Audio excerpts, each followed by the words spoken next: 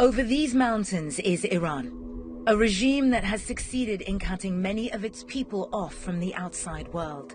But disturbing stories detailing the authorities' brutal retribution, systematic sexual violence against anti-regime protesters have begun leaking out. We've come here to the Kurdish region of Iraq to try and find out more. This is Hannah, not her real name. A Kurdish Iranian woman recently smuggled out of Iran. She fears for her life. After taking off and burning her headscarf on the streets, she was arrested and detained by Iranian intelligence officers.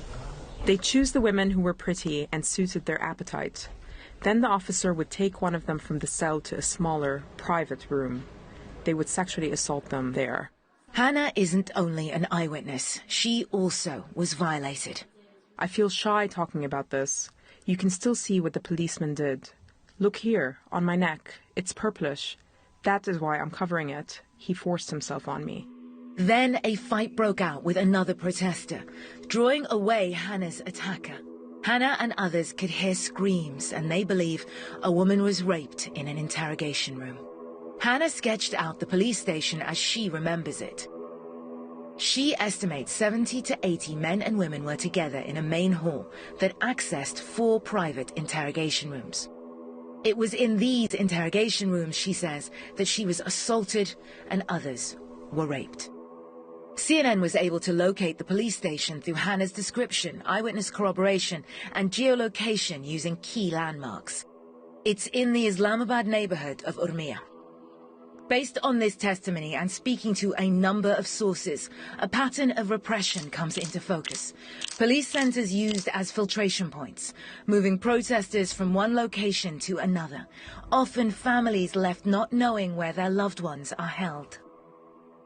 One Iraq-based Kurdish militant opposition party, PAK, identified over 240 people who they believe are missing within this maze of detention centers. Human rights organizations believe the number is higher, in the thousands. Some of the victims as young as 14.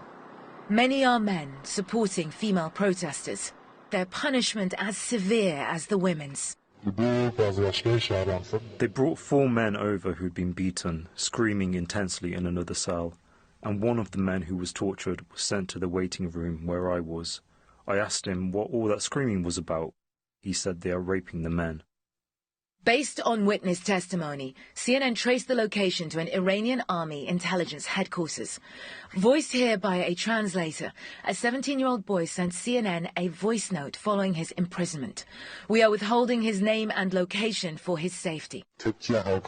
When a security guard heard me discussing the rape of the other inmates, he started torturing me all over again. They tortured, raped me from behind. Even as authorities visited sexual violence on protesters, regime figures accused female protesters of prostitution, of, quote, wanting to be naked.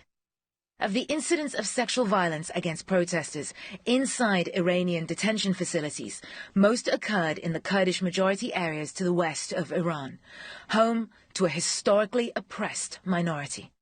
Disturbingly, in some cases, the rapes were filmed and used to blackmail protesters into silence.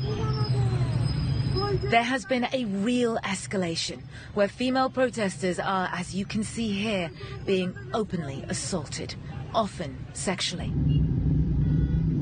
But the violence against women, like the protests, are not confined to the Kurdish areas. They are often focused on locations where the protests are most intense, like here in the capital, Tehran. One